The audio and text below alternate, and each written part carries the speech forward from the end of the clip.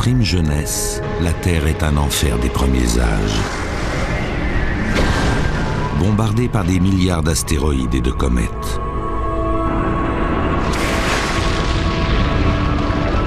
Le Soleil est moins lumineux qu'à notre époque. La Lune, beaucoup plus proche de la Terre. Aucune trace d'eau. De sa surface brûlée par les rayons ultraviolets, des éruptions volcaniques libèrent des gaz nocifs dans l'atmosphère primitive.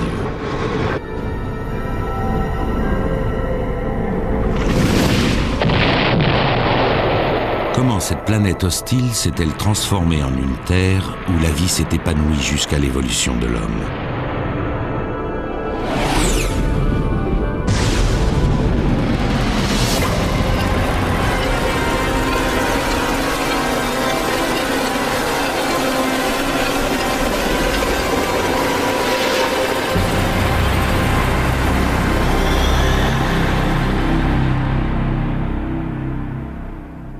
Notre Terre est âgée de plus de 4,5 milliards d'années.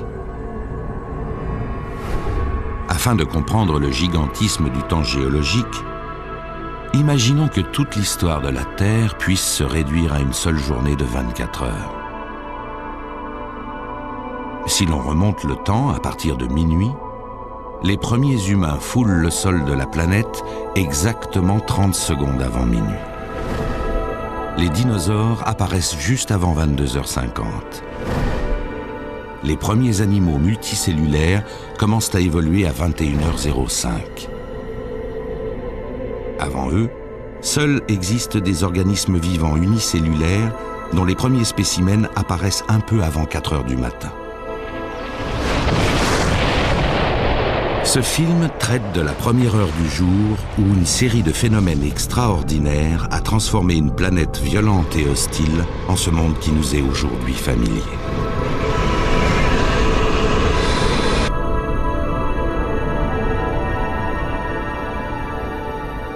L'histoire de la formation de la Terre commence bien avant minuit. À l'origine, notre planète rocheuse n'est que poussière flottant dans l'espace. Poussière composée de débris d'anciennes étoiles géantes qui, au terme de leur vie, ont explosé.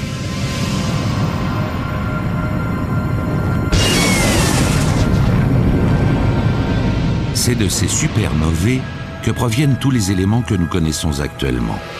Le fer, le carbone, ainsi que l'or et des substances radioactives comme l'uranium.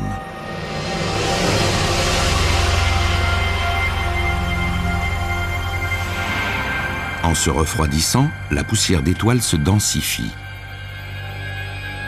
Sous l'effet de la gravité, le nuage de poussière s'effondre sur lui-même, formant un disque géant en rotation, la nébuleuse solaire.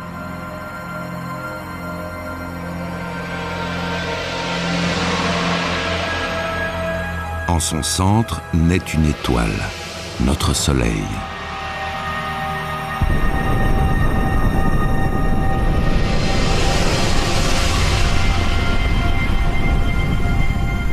L'hydrogène et l'hélium, balayés aux confins du disque, se condensent pour former les planètes gazeuses. Il ne reste plus alors que des grains de poussière en orbite autour du Soleil. Les grains de poussière tournent autour de ce jeune Soleil comme sur un champ de course, et parfois ils entrent en collision.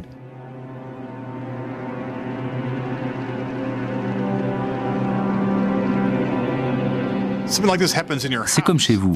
Si vous regardez sous le lit, vous verrez que des petits grains de poussière s'amassent pour former un plus gros tas. C'est ce genre de phénomène qui se produit dans le système solaire.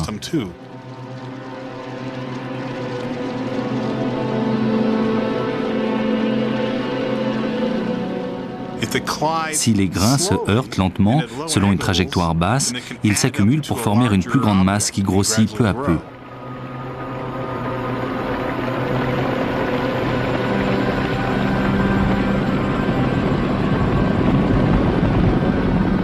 Une fois la poussière devenue rocher, la violence des impacts dégage une chaleur intense. Parfois, la collision entre ces masses rocheuses se solde par leur destruction pure et simple. Si les corps se heurtent de plein fouet, selon un angle aigu ou à toute vitesse, ils se désagrègent comme si l'on tirait une balle dans un mur.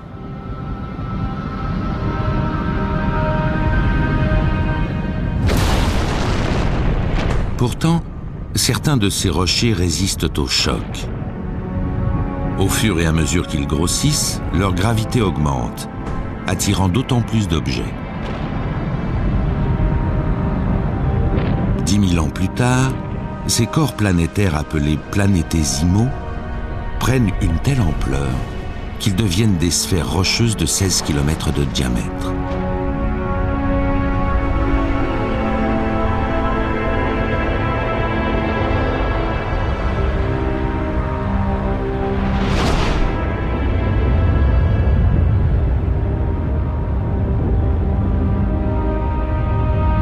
Au fil du temps, une vingtaine de ces planétésimaux atteignent la taille de notre Lune.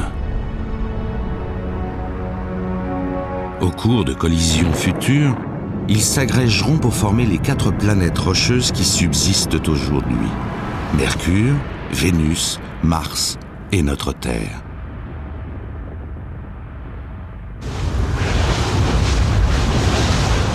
Il est minuit, et là commence l'histoire de notre planète naissante. La jeune Terre est une immense boule rocheuse recouverte de lave en fusion incandescente.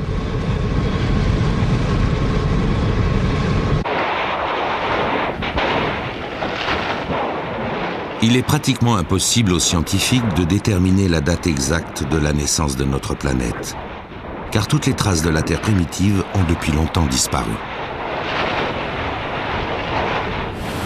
Les seuls indices dont disposent les chercheurs se trouvent dans les autres corps célestes formés à la même période. Les astéroïdes, débris rocheux, vestiges de la formation du système solaire. Entre Mars et Jupiter, plus de 3 trillions de corps rocheux sont prisonniers de la ceinture d'astéroïdes. Certains d'entre eux sont aussi primitifs que les grains de poussière dont est issue la Terre.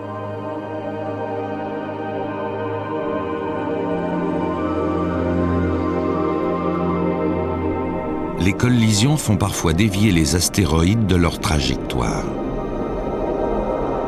Chaque année, 40 000 tonnes de ces corps célestes sont éjectées de leur orbite et tombent sur Terre sous forme de météorites, certaines d'un poids pouvant atteindre 200 tonnes. Un communiqué scientifique. Une météorite qui a illuminé le ciel du Canada nous éclaire sur le passé lointain. Une boule de feu a traversé le ciel au-dessus de Whitehorse, dans le sud du Yukon, tôt mardi matin. Les habitants ont été les témoins oculaires de la chute spectaculaire d'un météore en feu. Sa taille est telle qu'il a laissé derrière lui cette traînée de poussière. Au Canada, un pilote de la région est le premier à repérer cette météorite. Des débris de l'explosion de la boule de feu sont tombés dans le lac Tagish, qui au mois de janvier 2000 est entièrement gelé. Le pilote prélève quelques fragments dans la glace et, comprenant qu'il vient de faire une découverte importante, en envoie un échantillon à la NASA.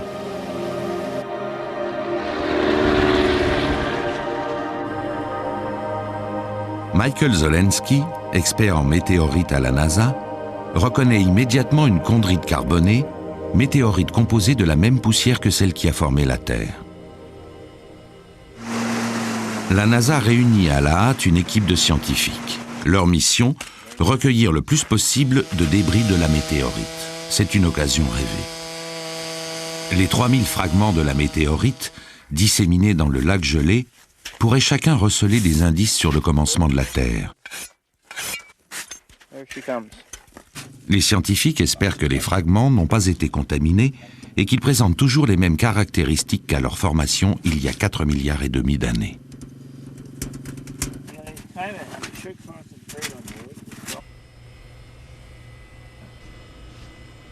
Si cette météorite est primitive, elle révélera les propriétés chimiques exactes des grains de poussière qui ont formé la Terre originelle.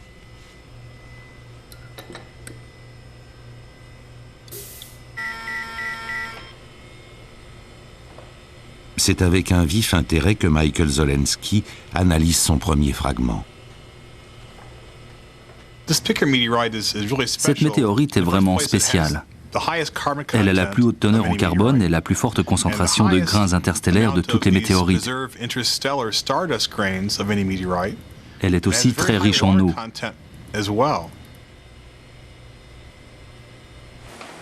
La formation de ces fragments ayant eu lieu en même temps que celle des planètes, ils sont utiles dans la datation précise de la création de la Terre.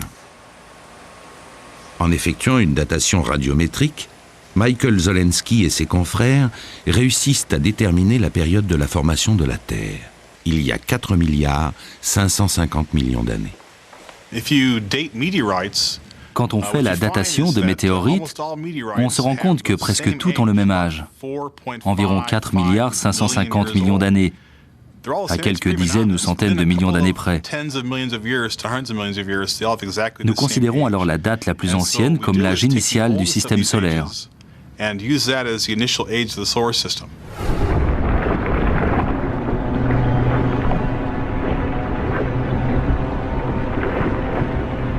L'histoire de notre planète a commencé.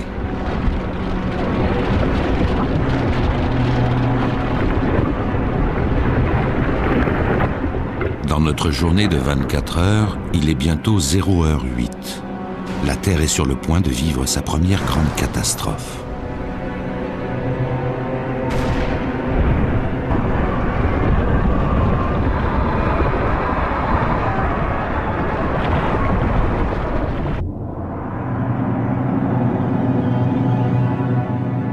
Il y a 4 milliards et demi d'années, la Terre est une sphère rocheuse non différenciée. Des volcans déversent d'énormes quantités de lave sur sa surface bouillonnante.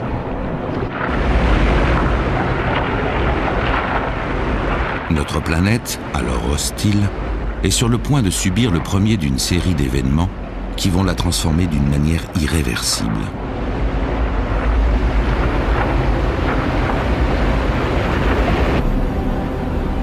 Les éléments radioactifs, piégés lors de la formation de la planète, la chauffent de l'intérieur. Au même moment, la force gravitationnelle de la Terre attire d'énormes quantités de débris célestes. Le bombardement accroît considérablement la température en surface. La combinaison de ces deux facteurs produit un effet catastrophique. À 0h08 sur notre horloge terrestre, la planète entière devient une véritable fournaise. À partir de 1200 degrés Celsius, le fer commence à fondre et à couler.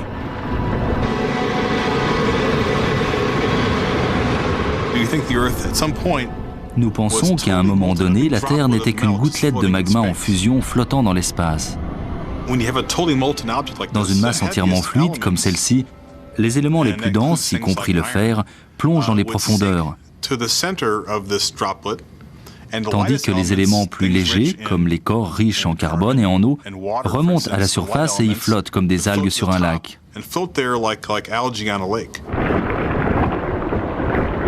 Cette gigantesque migration des éléments est la période d'accrétion.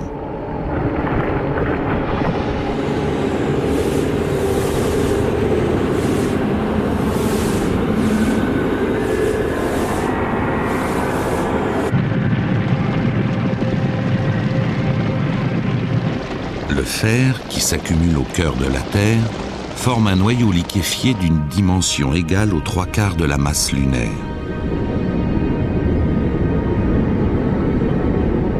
Des tourbillons de ce métal en fusion naît une force invisible qui, aujourd'hui encore, participe à notre survie, le champ magnétique terrestre. À l'intérieur du noyau fluide, une convection agissant comme une dynamo génèrent des courants électriques qui, à leur tour, transforment la Terre en un aimant géant doté de 2 pôles magnétiques, l'un au nord, l'autre au sud.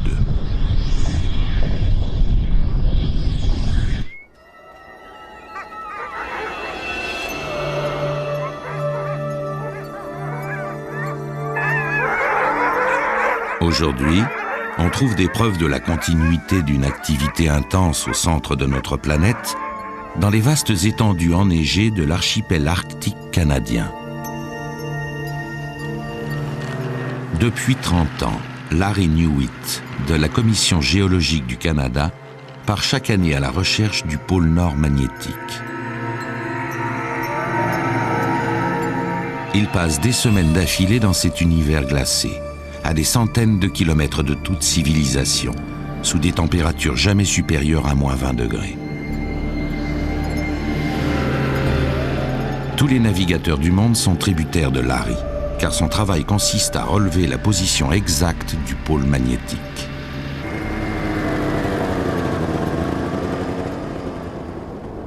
Au cours du XXe siècle, il a changé de position chaque année. Il se trouve à présent à 200 km au large des côtes canadiennes. Le pôle Nord géographique occupe une position fixe, tandis que le pôle magnétique se déplace constamment.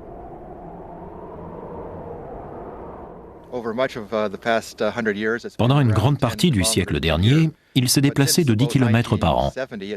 Mais depuis les années 70, il accélère le rythme à 40 km par an. Si cette progression se poursuit, il atteindra la Sibérie d'ici 40 à 50 ans. Mais c'est une extrapolation risquée. Nous ne savons pas où il se dirigera. La position changeante du pôle magnétique prouve qu'à l'intérieur du noyau terrestre métallique fluide, les courants de convection sont perpétuellement en mouvement.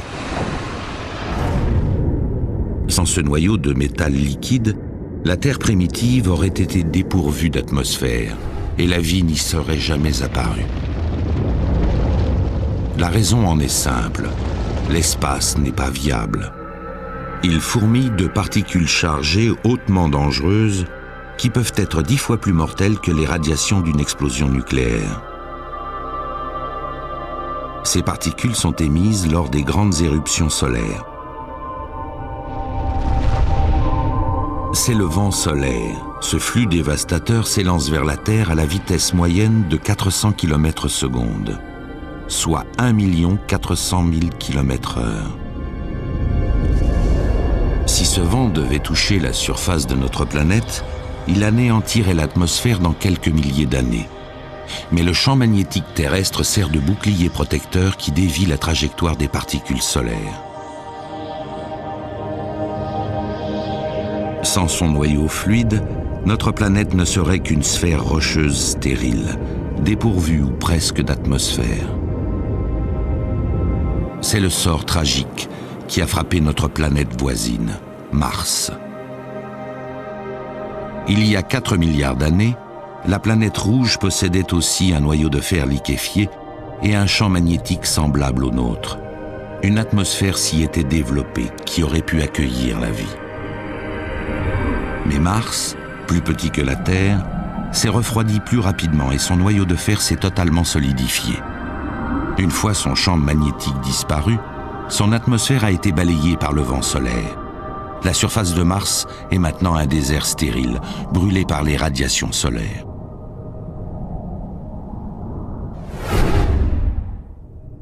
Sur notre horloge, il est 0h16.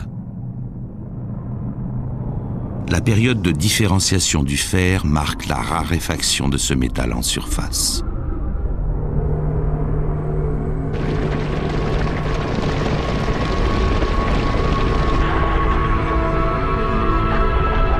En se refroidissant, de vastes étendues se solidifient. Pourtant, la Terre reste hostile et inhabitable.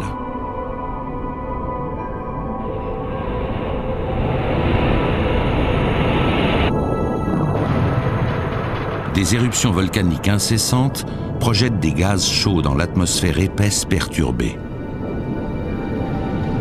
Ce paysage d'un autre monde baigne dans un nuage toxique d'hydrogène sulfuré, de méthane et de vapeur.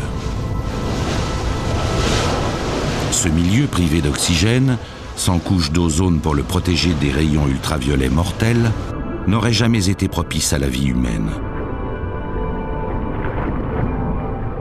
Le décor est planté pour le prochain traumatisme dans l'histoire de la jeune planète. Un événement si catastrophique qu'il a presque détruit la Terre. En revanche, il donnera naissance à la Lune.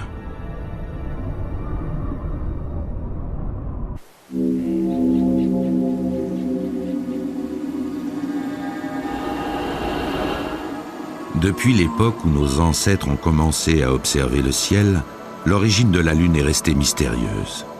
Mais dans les années 1970, le planétologue Bill Hartmann avance la théorie scientifique la plus révolutionnaire de notre temps.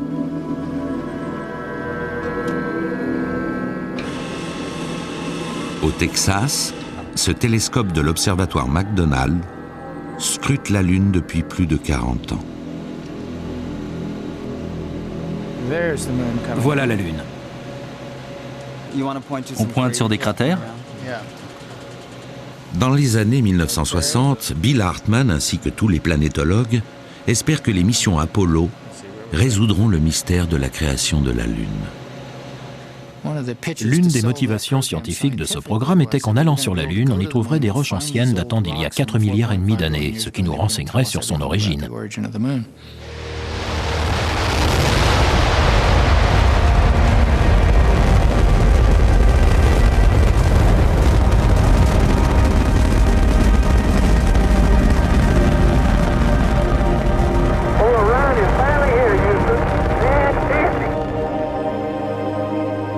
La mission des astronautes d'Apollo est de prélever des échantillons de roches sur les vieilles hauteurs de la Lune.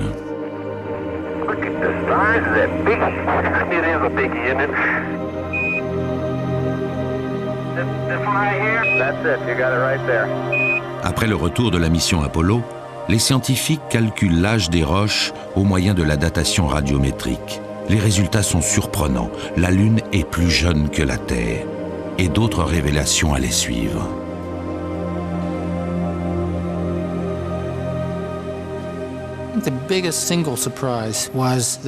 Nous avons constaté que les échantillons prélevés sur la Lune avaient la même composition chimique que les éléments terrestres, mais qu'ils étaient différents de tout ce qui existe dans le système solaire. Nous en avons alors déduit que la Lune était faite des mêmes constituants de base que la Terre. Bill Hartmann est confronté à une autre énigme. Les roches lunaires ne présentent que d'infimes traces de fer. N'écoutant que son inspiration, il propose une théorie très controversée. La Lune serait faite de matériaux éjectés des couches externes de la Terre. L'idée est simple.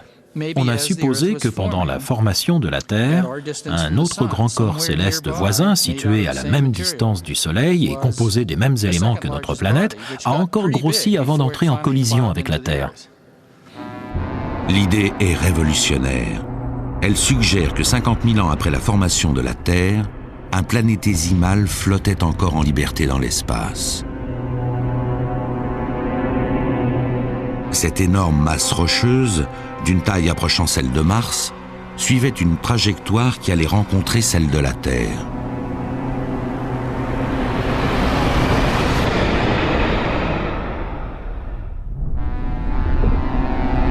L'aiguille approche 0h16 sur notre horloge et aucun signe de lune dans le ciel.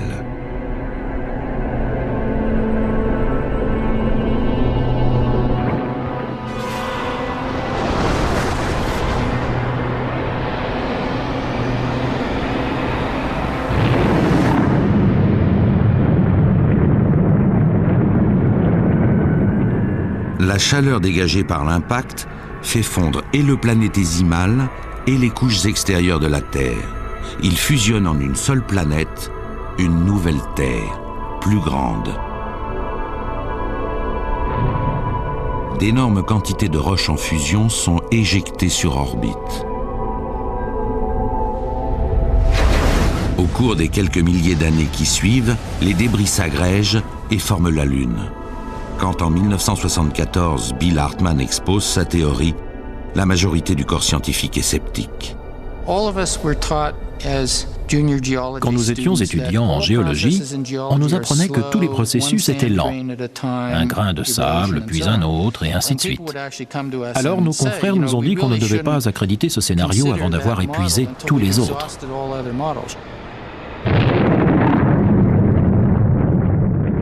Bill Hartmann devra attendre 10 ans avant que sa théorie ne soit prise au sérieux. Des centaines de simulations sur ordinateur prouvent en fin de compte que la Lune pourrait être formée d'un agrégat de débris terrestres éjectés dans l'espace. Aujourd'hui, la théorie de Bill Hartmann est acceptée comme la plus plausible. Il est 0h16 et la Lune vient de naître. Elle est plus proche de la Terre et semble 15 fois plus grande que maintenant.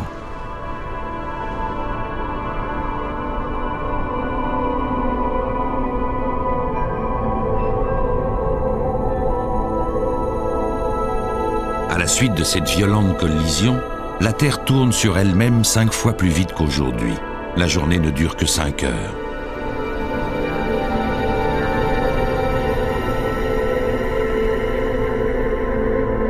La proximité de la Lune exerce une énorme force d'attraction à la surface de la Terre.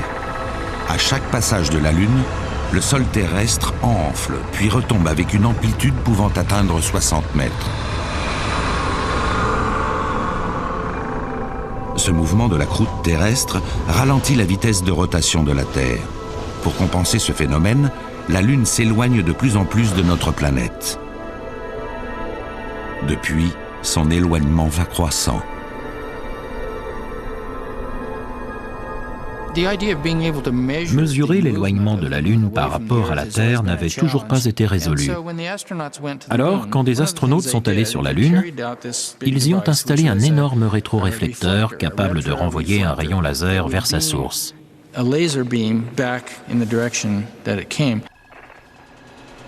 Sur Terre, à l'observatoire McDonald, les astronomes installent un laser assez puissant et assez précis pour viser le réflecteur installé sur la Lune. En 1969, les scientifiques prennent les premières mesures du temps que met un rayon laser pour atteindre la Lune, toucher le réflecteur et revenir sur Terre. Résultat, 2 secondes et demie.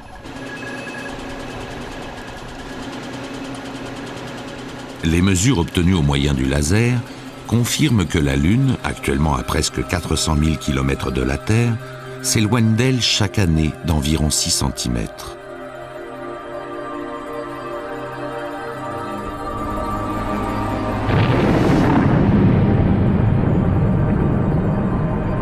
La violente collision qui a donné naissance à la Lune a fait basculer l'axe de notre planète d'un angle de 23 degrés. Sans l'influence stabilisatrice de la Lune, la Terre oscillerait dangereusement sur son axe.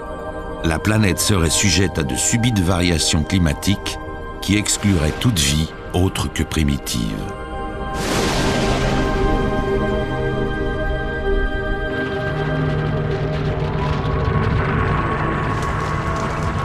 Les scientifiques ont toujours pensé que notre planète s'était refroidie pendant des milliards d'années, avant qu'une croûte épaisse ne se forme et que l'eau ne coule à sa surface.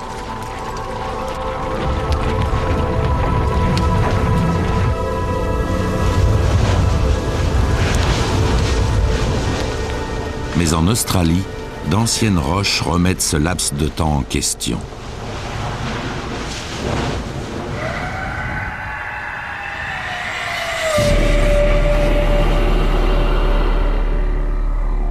Dans l'ouest de l'Australie, ces rochers sont parmi les plus vieux qui existent sur Terre.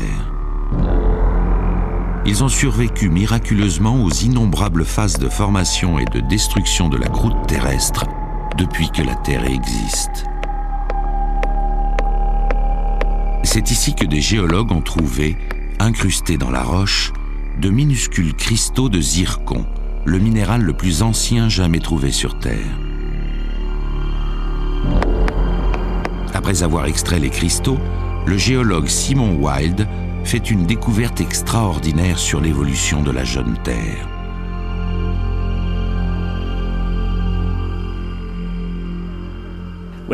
Si l'on étudie la composition chimique en détail, on s'aperçoit que ces cristaux se sont formés dans la croûte terrestre continentale.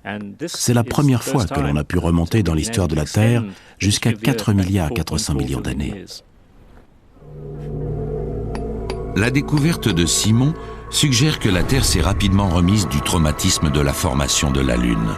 L'âge des zircons indique que la planète s'est refroidie et que sa croûte s'est formée à 0h48 sur notre horloge. Ces cristaux minuscules sont les derniers vestiges des premières heures de la vie de la Terre.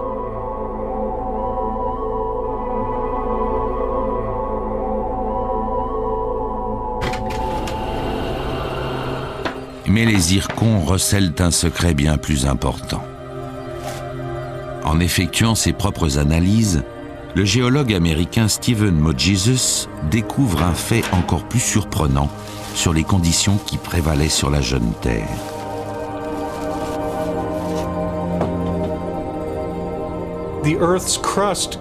La croûte terrestre se présente comme un tapis dans une vieille maison. Pendant des centaines d'années, le tapis s'use sous les pas des gens jusqu'à ce qu'il n'en reste que la trame. Le processus géologique fonctionne d'une façon similaire.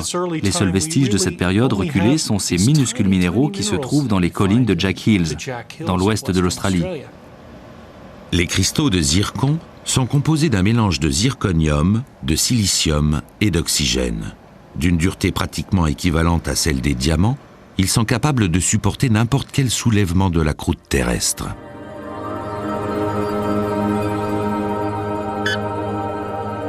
En janvier 2001, Stephen Mogesus déclare avoir fait une découverte révolutionnaire. Les plus vieux cristaux de zircon contiendraient un type d'oxygène connu sous le nom d'oxygène 18. La présence d'oxygène 18 ne s'explique que si les cristaux se sont formés dans un environnement essentiellement aquatique. Par le passé, les géologues pensaient que l'eau était apparue en abondance sur Terre environ 1 milliard d'années après la formation de notre planète.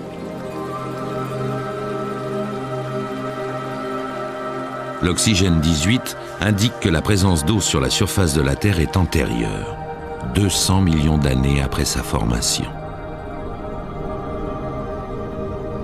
Il n'est que 0h50 sur notre horloge.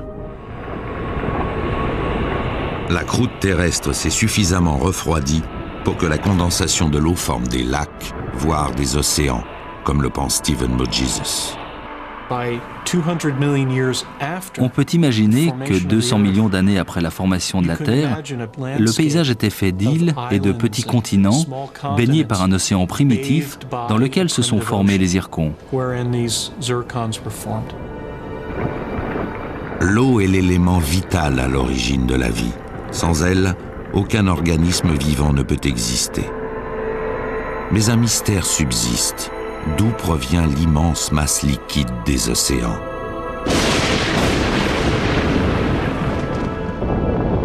Les premières activités volcaniques ont vraisemblablement dégagé une énorme quantité de vapeur dans l'atmosphère. Pourtant, selon certains chercheurs, les océans n'auraient pas pu se former de cette manière compte tenu du court laps de temps écoulé. Une autre théorie suggère que la plus grande partie de l'eau qui emplit nos océans serait venue de l'espace.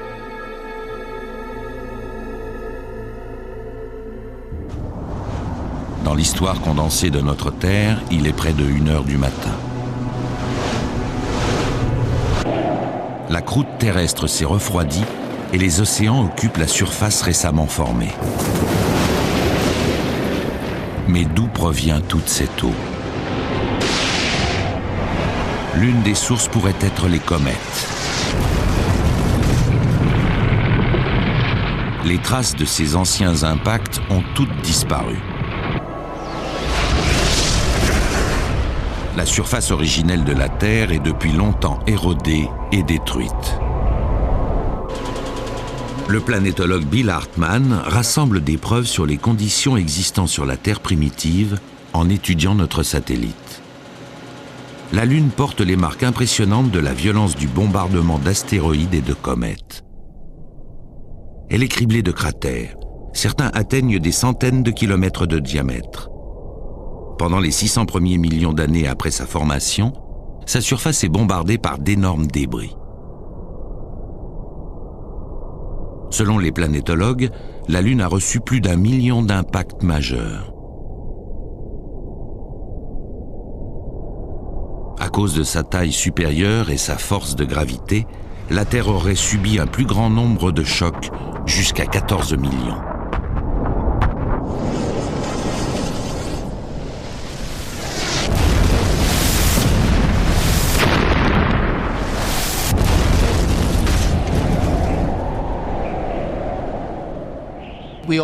Nous avons tous entendu parler de l'impact qui a décimé les dinosaures il y a 65 millions d'années.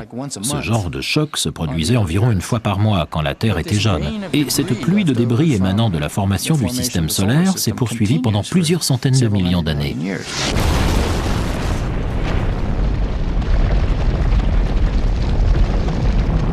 Les comètes sont composées de grains de poussières et de glace qui datent de la formation du système solaire. À l'instar de boules de neige géantes impures, la moitié de leur masse est faite d'eau.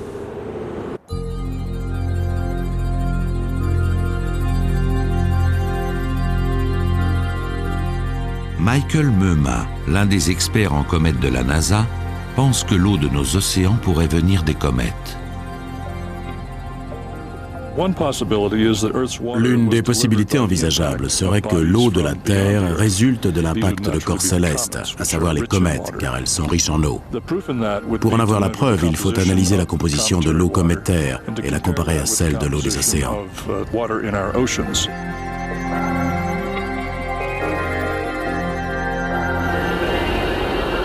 Dans les 20 dernières années, seules 4 comètes sont passées suffisamment près de la Terre pour permettre aux scientifiques de les étudier en détail.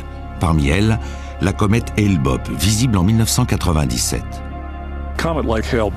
Une comète comme Hale-Bopp apporterait environ 10% de l'eau nécessaire pour remplir l'un des grands lacs américains. C'est beaucoup.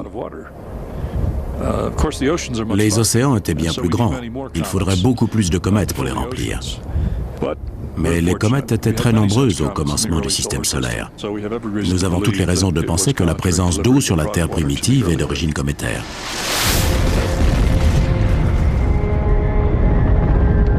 Cette théorie suggère que sous la violence des impacts, la glace cométaire se serait évaporée, formant d'épais nuages qui auraient recouvert de vastes étendues terrestres.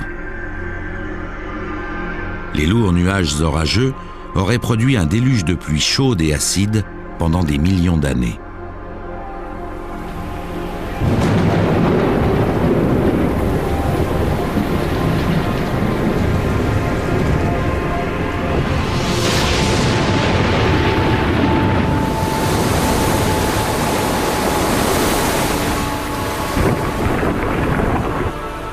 L'eau aurait tout d'abord formé les lacs et les rivières, jusqu'à ce qu'elle soit suffisamment abondante pour recouvrir la quasi-totalité du globe.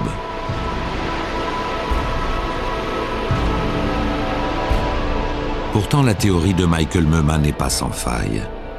Nos océans contiennent un mélange d'eau, H2O, et une petite quantité d'une eau moins ordinaire, HDO, connue sous le nom d'eau deutérée ou eau lourde. Or, le rapport de ces deux éléments contenus dans les comètes analysées jusqu'ici ne correspond pas à celui de nos océans. Les glaces des comètes contiennent 2 fois plus de deutérium que l'eau de nos océans. Si l'eau des océans provenait des comètes, ça ne ferait pas l'affaire. Elles n'ont pas les propriétés requises. Pourtant, Michael Meuma n'abandonne pas la partie. Il n'a peut-être pas étudié le type de comète adéquate. Jusqu'ici, ses analyses portaient sur les comètes originaires des confins de la nébuleuse solaire. Ce qu'il doit maintenant analyser est l'eau des comètes formées à proximité du Soleil.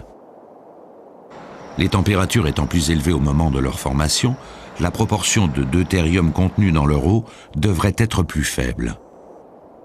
Michael Meuma espère que la comète qui passera cette nuit à proximité de la Terre, la comète Linéar, sera l'un de ces objets rares. Analyser ce type de comète à une telle distance est la technique de pointe de l'astronomie. C'est une expérience très complexe et le résultat est aléatoire.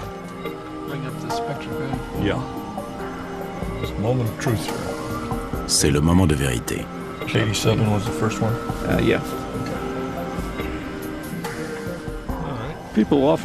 On nous demande souvent comment on peut analyser de l'eau dans un objet situé à 160 millions de kilomètres. On utilise la méthode appelée spectroscopie. C'est comme si l'on prenait des empreintes digitales. Aucune raie des doigts n'est identique à une autre. C'est la même chose avec la lumière émise par une molécule donnée. Elle se traduit par des longueurs d'onde différentes.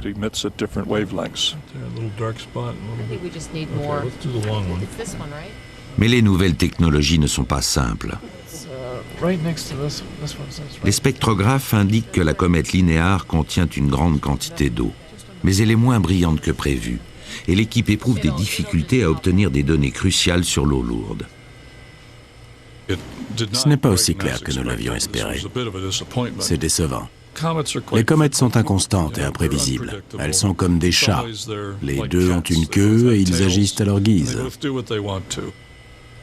Michael Mema devra attendre le passage de la prochaine comète à proximité de la Terre pour tenter de prouver sa théorie. Entre-temps, l'origine des océans de notre planète reste un mystère. La Terre a survécu à ses premières catastrophes et nous n'en sommes qu'à la première heure de notre journée de 24 heures. La jeune planète est encore très différente de celle que nous connaissons. L'acide contenu dans ces océans les rend corrosifs. L'atmosphère est chargée de gaz toxiques. Malgré l'hostilité apparente de ce monde, de nombreux scientifiques pensent que toutes les conditions étaient réunies pour qu'apparaisse une forme de vie primitive.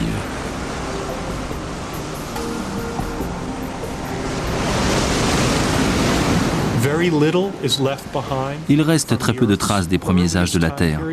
Mais les rares vestiges lèvent le voile sur une planète bien plus complexe que nous l'avions imaginé.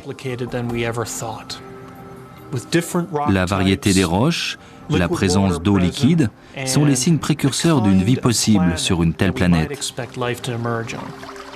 Le décor est planté pour le prochain chapitre de l'histoire de la Terre, l'origine de la vie.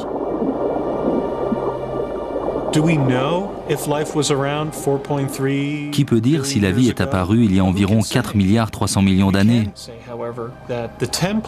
Nous savons par contre que les conditions y étaient favorables. Y avait-il une forme de vie? Sait-on jamais?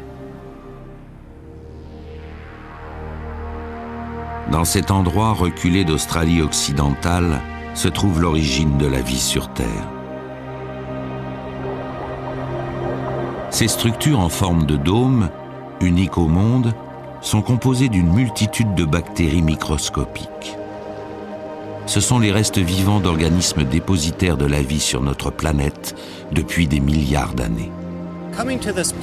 Se trouver dans cet endroit où des stromatolites se développent dans la solitude de ce littoral tranquille est un voyage dans le temps à l'époque de la Terre primitive d'il y a 3,5 milliards d'années. L'une des grandes découvertes de notre temps est celle des stromatolites fossiles qui vivaient il y a des milliards d'années.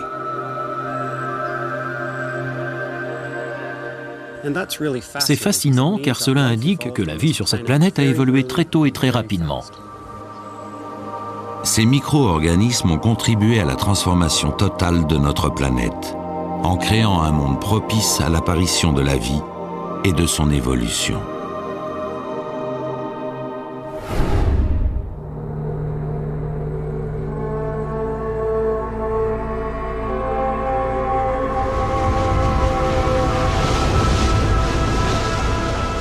La Terre primitive est hostile. Les conditions extrêmes de l'environnement, impropres à l'émergence de la vie.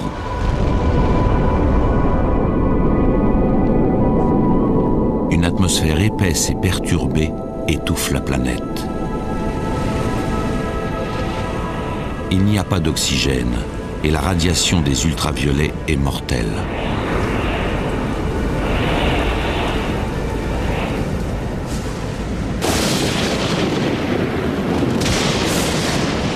Le jeune soleil n'est pas aussi puissant qu'aujourd'hui. Sa faible lumière perce avec peine l'atmosphère toxique. Le gaz carbonique se mélange à l'odeur âcre de l'hydrogène sulfuré.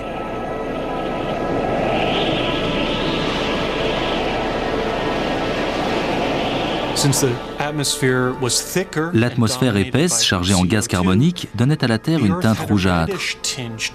Le ciel bleu que nous connaissons n'existait pas. Les océans devaient avoir une couleur vert-olive plutôt que bleutée.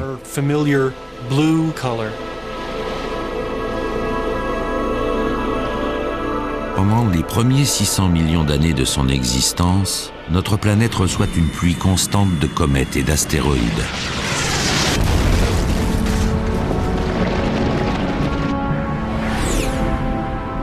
Un bombardement météoritique.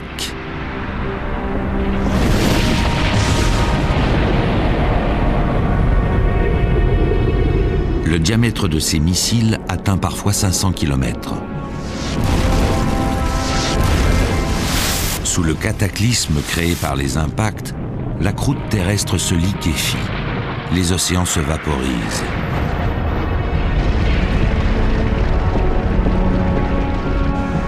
Aucun humain n'aurait pu survivre sous ces températures extrêmes et la pluie acide. Pourtant, au milieu de ces turbulences, la première étincelle de vie apparaît.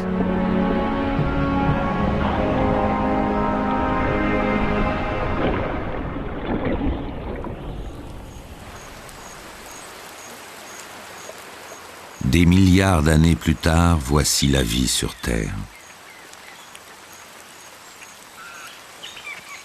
Une incroyable diversité de la faune et de la flore. Pourtant, en des lieux reculés de notre planète, des formes de vie simples subsistent dans des conditions aussi extrêmes que sur la Terre primitive. Deux microbiologistes, Penny Boston et Diana Northup, partent en expédition dans le sud du Mexique afin de découvrir si la vie était possible sur la Terre primitive.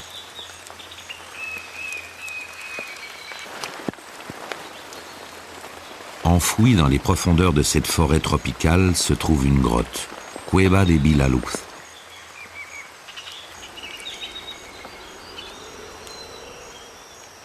Cet enfer vivant sur Terre est saturé d'hydrogène sulfuré, gaz abondant au commencement de la vie de notre planète. Pour respirer à l'intérieur de la grotte, Penny et Diana s'équipent de masques à gaz, l'hydrogène sulfuré étant extrêmement toxique.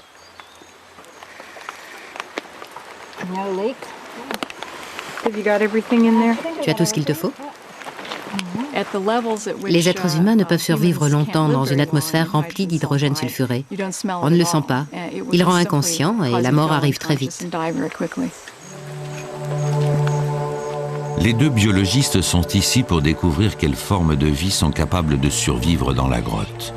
L'exploration est dangereuse. L'hydrogène sulfuré s'échappe de profondes fissures volcaniques, réagit à l'eau et dépose sur les parois de la grotte de l'acide sulfurique concentré. Penny découvre qu'en dépit des conditions extrêmes, une vie primitive se développe.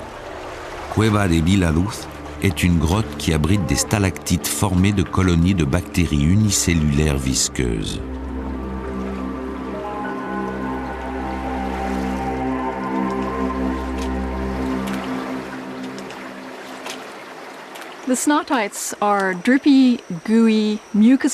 Ce sont des formations glaireuses et filantes qui ressemblent à des stalactites et qui ont la texture de sécrétions nasales. Nous pensons que la substance gluante sert à protéger ces stalactites de l'extrême acidité ambiante, car les gouttes qui glissent sur elles sont aussi corrosives que l'acide d'une batterie. C'est impressionnant, mais pourtant ces bactéries sont florissantes de santé. Les bactéries sont les organismes les plus primitifs et les plus communs de la Terre. Elles se comportent comme les plantes et les animaux. Elles se développent, s'adaptent à leur environnement et se reproduisent. La cellule bactérienne est dépourvue de noyau, mais elle possède une molécule d'ADN, le code de la vie. Elle se reproduit par simple division, chacune se partageant en deux cellules identiques.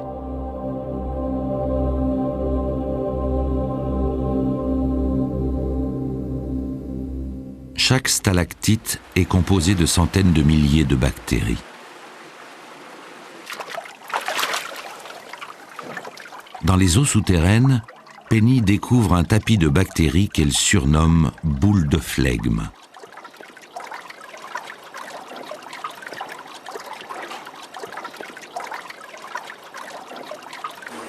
La grotte abrite toutes sortes de colonies bactériennes. Ces formes de vie primitives prospèrent dans les gaz nocifs. Selon les chercheurs, ces bactéries puisent leur énergie dans l'hydrogène sulfuré qu'elles transforment en acide sulfurique. Ces bactéries vivent dans un environnement similaire à celui de la Terre primitive. Elles pourraient être les descendantes de la première forme de vie apparue sur la planète.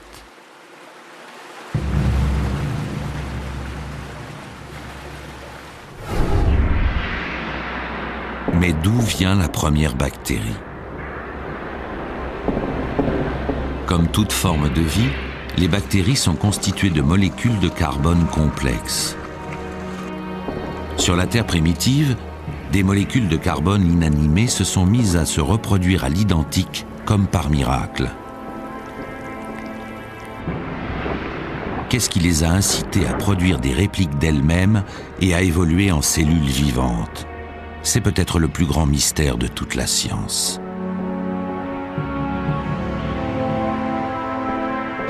Contre toute attente, les chercheurs ont découvert que l'apparition de formes de vie s'est produite peu de temps après la formation de la Terre.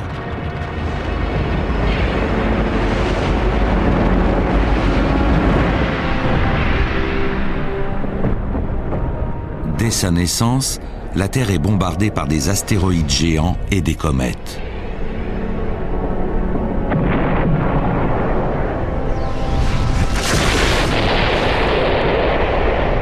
Sur notre horloge de 24 heures, la période du bombardement météoritique la plus intense débute à minuit et se poursuit jusqu'à près de 3h30 du matin. Jusqu'à récemment, les chercheurs pensaient que la vie était apparue des centaines de millions d'années après la fin de ces attaques massives.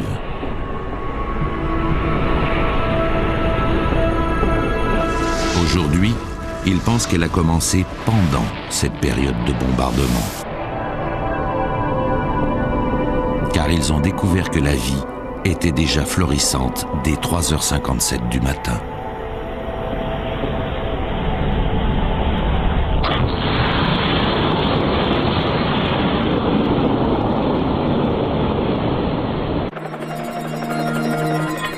Les preuves de l'émergence précoce de formes de vie sont fournies par l'équipe de géologues qui étudie les plus anciennes roches de la planète dans les régions reculées du nord-ouest du Groenland.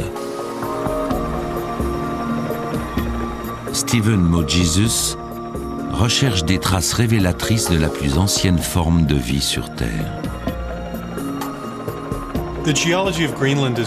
La géologie du Groenland est unique. Elle recèle les traces de certains des phénomènes les plus anciens de la planète. On estime que les roches elles-mêmes ont entre 3,7 milliards et 3,9 milliards d'années. Dans ces roches qui ont été soumises à d'énormes bouleversements, les fossiles ont probablement été détruits. Aussi, Stephen recherche-t-il des traces de vie beaucoup plus complexes.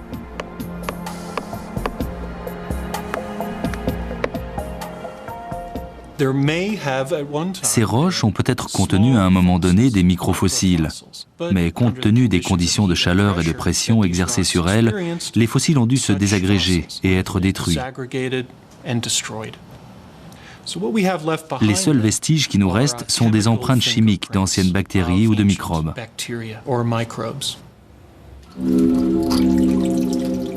À l'aide d'une microsonde à faisceau d'électrons très puissante, Stephen Moe-Jesus découvre que les roches du Groenland ont une teneur en carbone 12 plus forte qu'il ne le pensait. Ceci indique que la vie existait déjà à l'époque où ces roches se sont déposées, il y a plus de 3,8 milliards d'années. C'est la plus ancienne trace de vie jamais découverte. Nous avons été surpris de trouver des traces de vie anciennes dans ces roches. Nous ne savions pas s'il y en aurait, car même si le décor est installé, ça ne signifie pas que les acteurs sont là. Ces échantillons sont la première preuve directe de la présence d'une biosphère sur notre planète.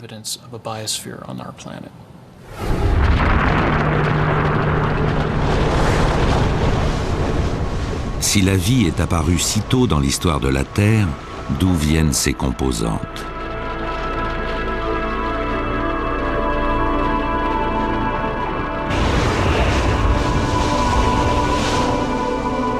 Peu après sa formation, notre planète entre en collision avec un corps géant.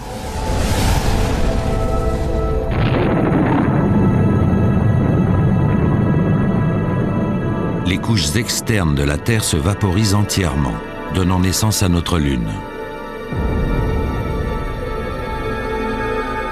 Toutes les molécules complexes de carbone existant sur Terre ont certainement été détruites par la violence de l'impact. Selon une théorie qui fait rapidement des adeptes, les molécules seraient livrées déjà constituées directement de l'espace intersidéral.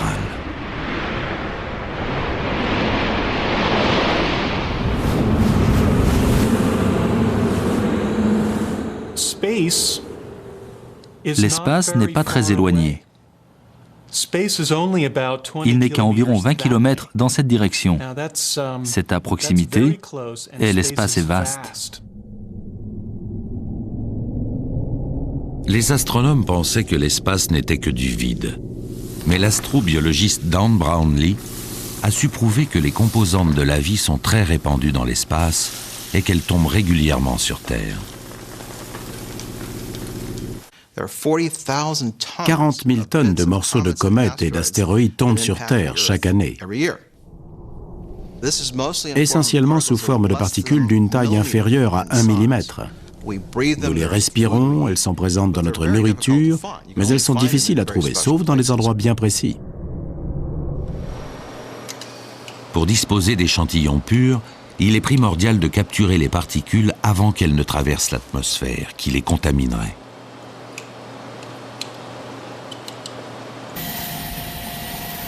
Afin de recueillir quelques milligrammes parmi les milliers de tonnes de débris qui tombent sur Terre chaque année, Dan Brownlee affrète un ancien avion espion, un ER-2, pour voler à près de 20 000 mètres d'altitude, à la limite de l'espace sidéral. La poussière cosmique est recueillie par des tampons collants situés sur le haut des ailes.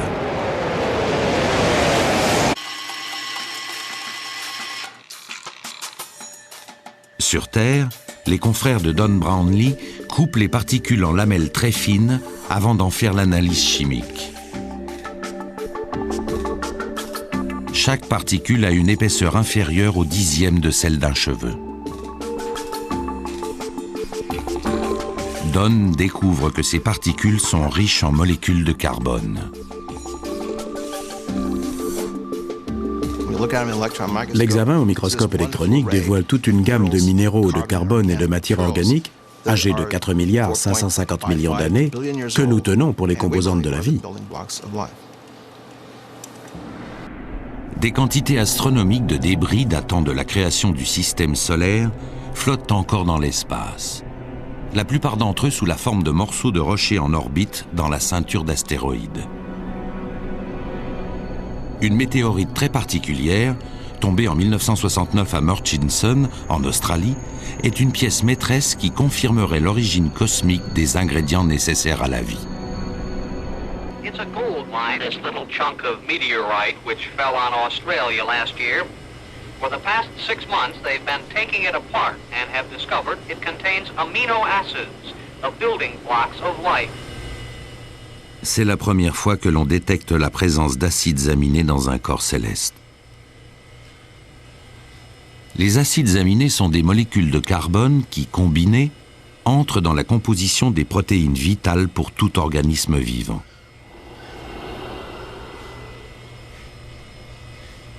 Depuis 20 ans, Michael Zolensky de la NASA fait des recherches sur la météorite de Murchison. Selon sa théorie, des météorites de ce type étaient si répandues dans l'histoire primitive de la Terre qu'elles ont pu libérer d'énormes quantités d'acides aminés venus de l'espace. Cette pierre contient assez de matières organiques pour que l'on suppose que des météorites de ce genre ont fourni à la jeune Terre toute sa gamme de substances organiques. Tout le carbone contenu dans notre corps et notre nourriture sont arrivés sur Terre dans des chondrites carbonées comme celle-ci.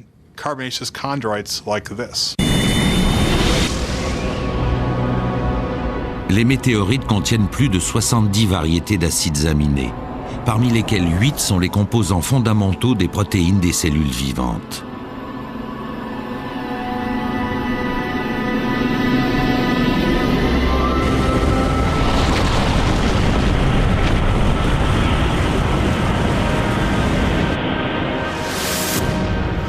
Pendant le bombardement météoritique, aux premières heures du matin, des milliards d'astéroïdes et de comètes ont probablement ensemencé la Terre des graines de la vie.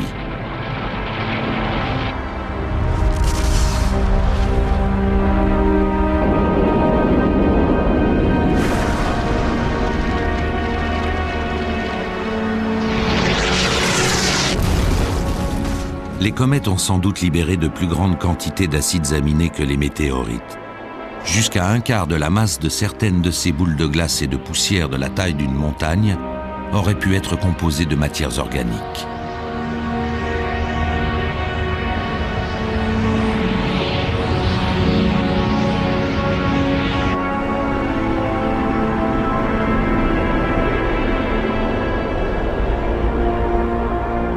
Mais quand une comète géante tombe sur Terre, ces composés de carbone sont-ils assez résistants pour supporter la violence du choc?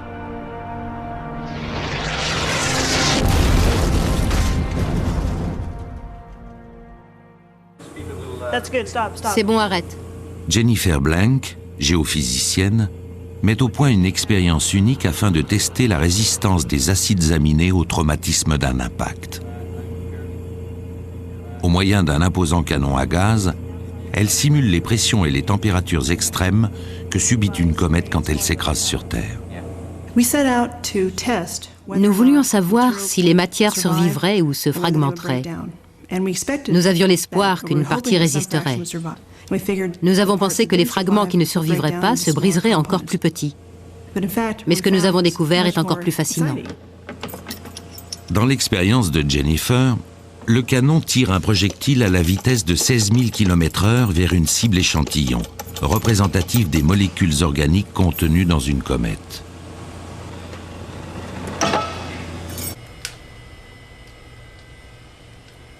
L'échantillon est une solution de 5 acides aminés différents, parmi lesquels du glycocol et de la proline, éléments présents dans toute cellule vivante.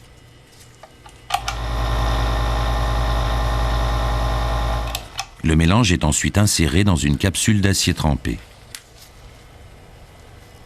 L'impact créé par le canon enverra une onde de choc dans la capsule, simulant ainsi les températures et les pressions extrêmes d'un impact cométaire. Il est difficile d'imaginer le genre de pression que nous générons pour ces expériences. Au fond de l'océan, les pressions sont de 100 atmosphères. Ici, elles sont de l'ordre de centaines de milliers de fois les pressions atmosphériques. L'expérience de Jennifer Blank apportera-t-elle la preuve définitive que les composantes de la vie viennent de l'espace sidéral? Évacuez la pièce.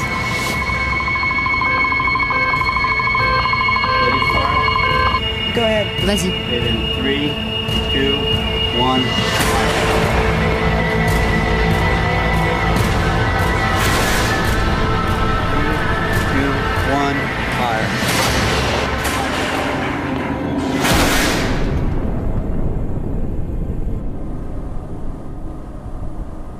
La capsule d'acier est intacte, mais son contenu a-t-il résisté au choc?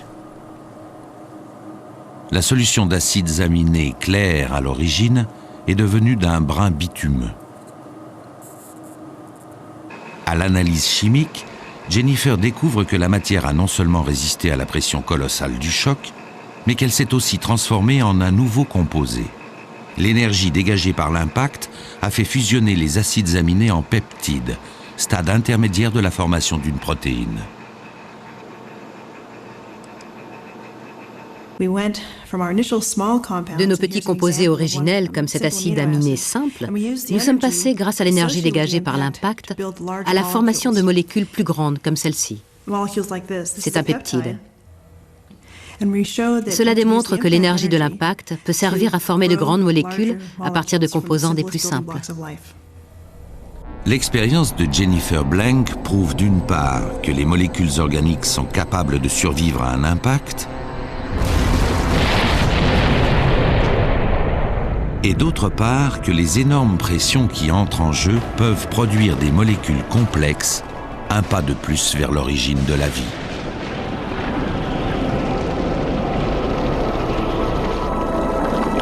Pourtant, la façon dont ces molécules de carbone ont donné la vie et à quel endroit reste un mystère. Certains chercheurs suggèrent que ces molécules de carbone primitives se sont infiltrées dans des fissures de la croûte terrestre et que c'est là, dans les profondeurs, à l'abri des radiations solaires mortelles, que le miracle de la vie s'est produit.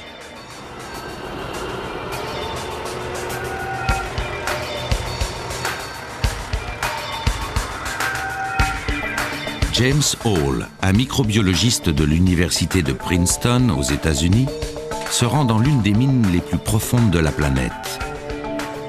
En faisant des recherches entièrement nouvelles, il découvre que la vie microbienne est capable de survivre à des profondeurs bien plus grandes qu'on l'avait imaginé. Cette mine, en Afrique du Sud, le conduit à plus de 3 km de profondeur dans la croûte terrestre.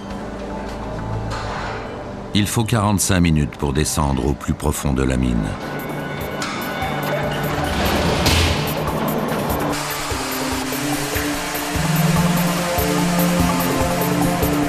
En bas, toute forme de vie est confrontée à des conditions extrêmes. La température de la roche est de 50 degrés Celsius. La pression de l'air est le double de celle de la surface.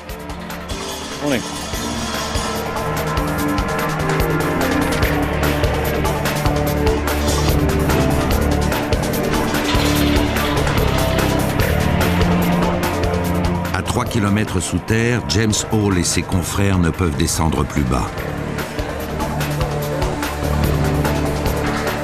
Ici, toute vie microbienne se développe sans la lumière du soleil. La seule source de nourriture est un régime à base de molécules issues de la roche environnante.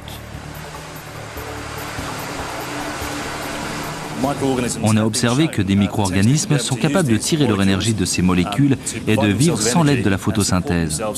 Si nous réussissons à prouver que cette règle s'applique ici, ce serait très intéressant, car ceci ajouterait de la crédibilité à la théorie selon laquelle la vie aurait pu trouver ses origines dans les profondeurs du sous-sol. En taillant dans la roche, les mineurs percent de très vieilles réserves d'eau, un paradis pour les micro-organismes.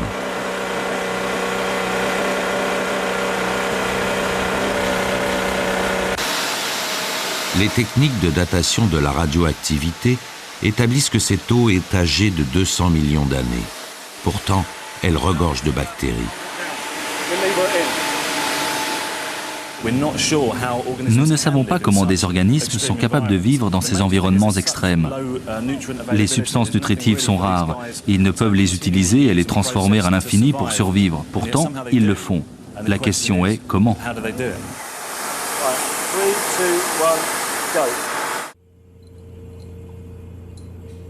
Dans son laboratoire de fortune, près de la mine, James recrée l'environnement souterrain des microbes.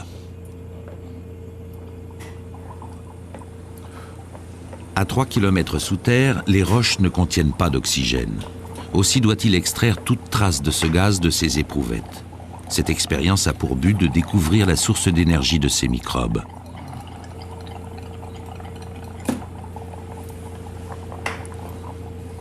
Après avoir stérilisé les éprouvettes et les avoir entreposées sous une tente privée d'oxygène, James Hall mélange les bactéries à divers produits chimiques. Dans les profondeurs de la Terre, on trouve du méthane, de l'éthane et du propane à profusion. Pour vous et moi, ce n'est pas un régime appétissant, mais ces organismes semblent s'accommoder de cette nourriture gazeuse pour survivre. Leur stock de nourriture est si limité que les bactéries n'en retirent que l'énergie suffisante pour se diviser et se reproduire une fois tous les 1000 ans. Depuis l'apparition de la vie, l'ADN de ces microbes n'a dû s'altérer que très peu. Si on peut les isoler et étudier leur ADN, ce serait peut-être un retour dans le passé qui remonterait jusqu'à leur origine. La recherche de James Hall n'en est qu'à ses balbutiements. Pourtant, cette expérience unique démontre que la vie aurait pu apparaître dans les profondeurs de la croûte terrestre.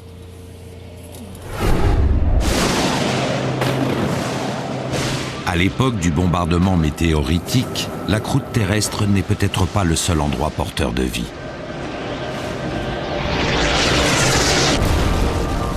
Les profondeurs de l'océan étaient-elles un milieu favorable ?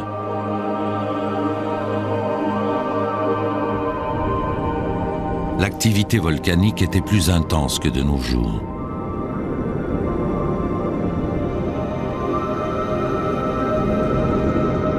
Des substances chimiques sorties des entrailles de la Terre se déversaient-elles dans les océans?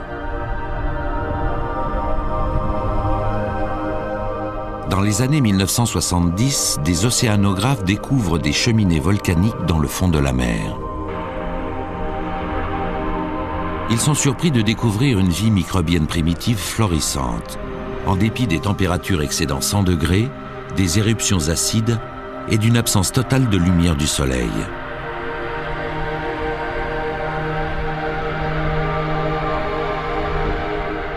Les microbes semblent tirer leur énergie de l'hydrogène sulfuré toxique émis par les cheminées. Sur la Terre primitive, les bactéries auraient pu survivre dans des environnements similaires. Si les bombardements n'affectaient que la surface de la Terre, les organismes vivants devaient se trouver dans ce genre de communauté hydrothermale rassemblée autour des cheminées, où l'eau, les substances nutritives, la chaleur et la nourriture se présentent sous la forme d'énergie chimique. Nous avons découvert que des organismes recueillis à notre époque dans ces environnements ont des propriétés génétiques semblables aux premiers organismes qui devaient exister sur Terre.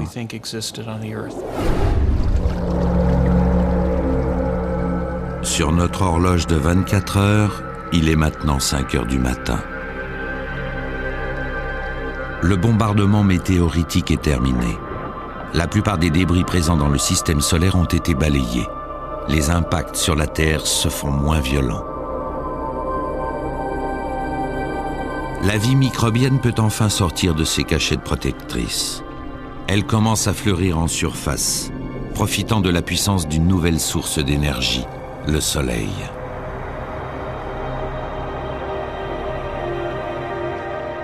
Ces bactéries développent un pigment vert, la chlorophylle, qui leur permet d'absorber l'énergie du Soleil par la photosynthèse et de transformer le gaz carbonique en hydrate de carbone.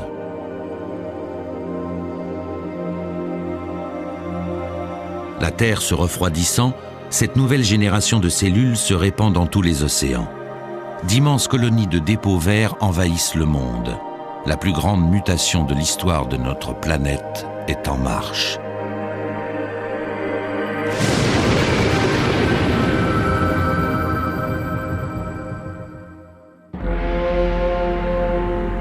Sur notre horloge, il est maintenant 5h45 du matin. La Terre est guérie des chocs du bombardement météoritique et une vie microbienne primitive colonise rapidement les jeunes océans.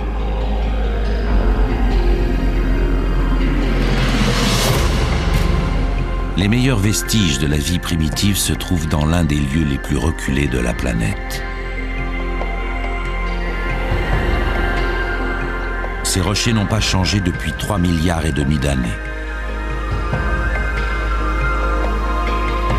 Ici, il est encore possible de fouler la surface de la planète primitive. Parmi ces rochers se cache dans un lieu secret l'une des plus grandes découvertes géologiques de tous les temps. Ce sont les plus vieux fossiles du monde, environ 3,5 milliards d'années. Ils sont composés de stromatolites et sur cet escarpement, il existe deux types de structures formées par ces créatures. Nous avons d'un côté ce tapis noir à la texture plissée et de l'autre des dômes plus grands qui composent ces larges structures. La seule explication à leur formation est la croissance microbienne. Ces stromatolites fossilisés sont constitués d'anciennes colonies de bactéries. À proximité, les empreintes de rides aquatiques dans les fossiles suggèrent que ces bactéries vivaient dans une eau peu profonde. Ici, nous avons une structure plus petite que nous appelons oreille de Mickey. C'est une belle forme à double branche. Seules des créatures vivant au fond de l'océan sont capables de laisser de telles marques.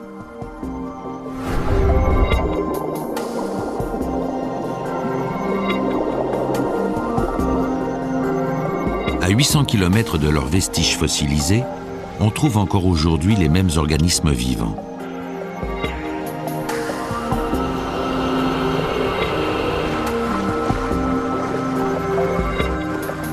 Dans les eaux peu profondes de Shark Bay, sur la côte occidentale de l'Australie, ces stromatolites actuels sont en voie de formation. C'est un paradis pour ces structures. L'eau de mer, 2 fois plus salée que la normale, décourage la venue de prédateurs avides de bactéries. Ces grands stromatolites ont une base essentiellement rocheuse. La seule partie vivante est une fine couche en surface. Elle est composée de bactéries microscopiques d'une couleur bleu-vert appelées cyanobactéries. Ces cyanobactéries, ainsi nommées d'après la couleur de leurs cellules, puisent leur énergie du soleil, grâce à leur activité photosynthétique. Elles sécrètent une sorte de gélatine pour se protéger des rayons ultraviolets. Tandis que de minuscules particules de poussière et de sédiments se déposent sur les cellules collantes, les bactéries migrent en surface afin de s'exposer à la lumière. Les couches de sédiments s'empilent d'environ 1/2 millimètre par an. Sur des milliers d'années, elles créent ces structures en forme de dôme. Ce qui est étonnant chez les stromatolites, c'est la taille minuscule des micro-organismes qui les composent. Si on compare les structures qui m'entourent aux dimensions des bactéries qui les constituent, elles sont gigantesques. C'est comme si les hommes construisaient un gratte-ciel de 105 km de haut sur 70 km de large. Ce sont des structures énormes. On a découvert des stromatolites de formes et de tailles diverses, fossilisés dans la roche.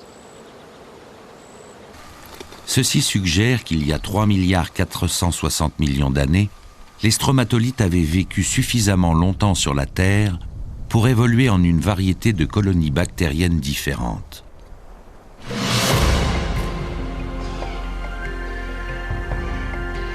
Il n'est que 5h45 du matin et la transformation la plus significative de notre planète est sur le point de débuter. Les stromatolites se répandent sur toute la planète. Ils puisent leur énergie en absorbant la lumière du soleil et le gaz carbonique contenu dans l'atmosphère. Ce faisant, ils libèrent un gaz qui allait changer la planète entière, l'oxygène.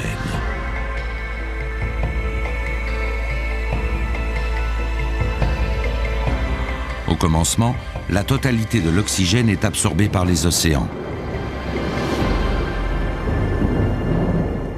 Des volcans immergés déversent de la lave qui contient du fer.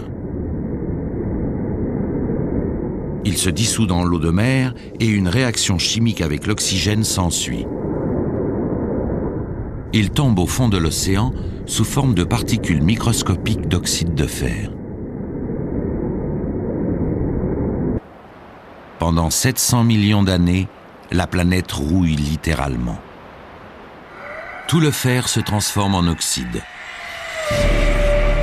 édifiant couche après couche les dépôts minéraux les plus importants de la Terre, le minerai de fer.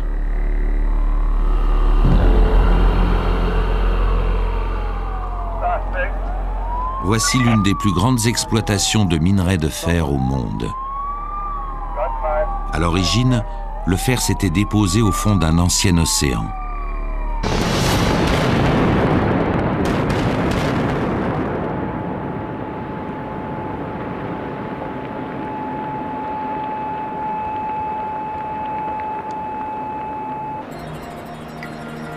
Des milliers de ces couches de minerais de fer très anciennes sont exposées à ciel ouvert dans les gorges de Carigini, à une quarantaine de kilomètres de la mine.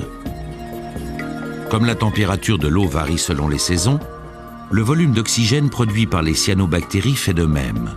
Diverses quantités d'oxyde de fer se déposent à différentes périodes de l'année, créant ainsi des couches distinctes dans la roche.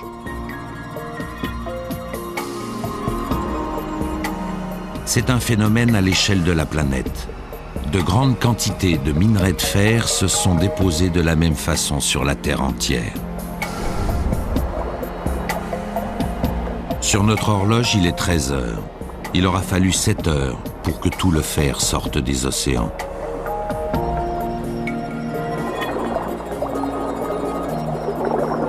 N'ayant plus de réaction chimique avec le fer, l'excès d'oxygène produit par les stromatolites commence à s'accumuler dans l'atmosphère.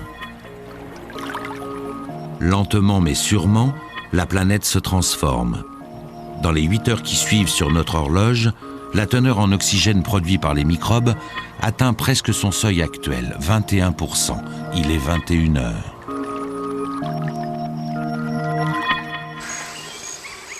Sans les cyanobactéries, il n'y aurait pas d'oxygène sur la planète. La Terre serait encore enveloppée de gaz toxiques. Il n'y aurait ni plantes, ni animaux, et l'homme n'aurait jamais vu le jour. L'oxygène sert aussi à protéger la vie contre les rayons ultraviolets mortels du Soleil. Les molécules d'oxygène commencent à se libérer dans la haute atmosphère. Ainsi naît la couche d'ozone. L'une des incroyables propriétés de la couche d'ozone est qu'elle fait écran, comme une crème solaire sur la peau. Elle filtre les radiations nocives. Protégée par la couche d'ozone, la vie peut enfin évoluer en organismes beaucoup plus complexes. L'évolution de toutes les autres formes de vie sur notre planète ne représente que les 3 dernières heures de notre journée de 24 heures. Le premier organisme multicellulaire émerge à 21h06.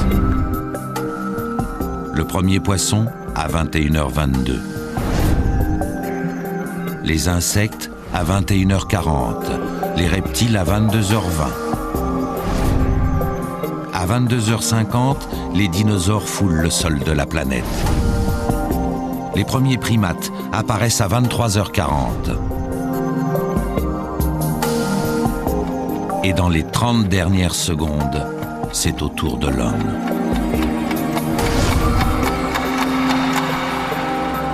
De minuscules bactéries ont dominé le monde pendant 3 milliards d'années, les 2 tiers de l'histoire de la Terre.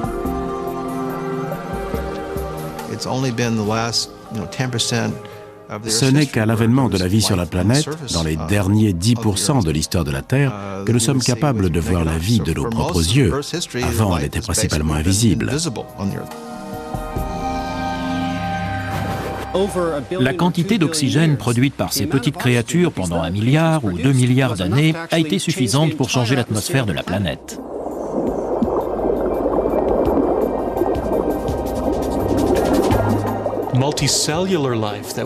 La vie multicellulaire, les animaux, les plantes, leur environnement n'ont été rendus possibles que par la tâche fastidieuse des bactéries qui ont oxygéné l'atmosphère. Ces micro-organismes ont transformé la planète entière. Sans eux, la vie telle que nous la connaissons ne pourrait exister.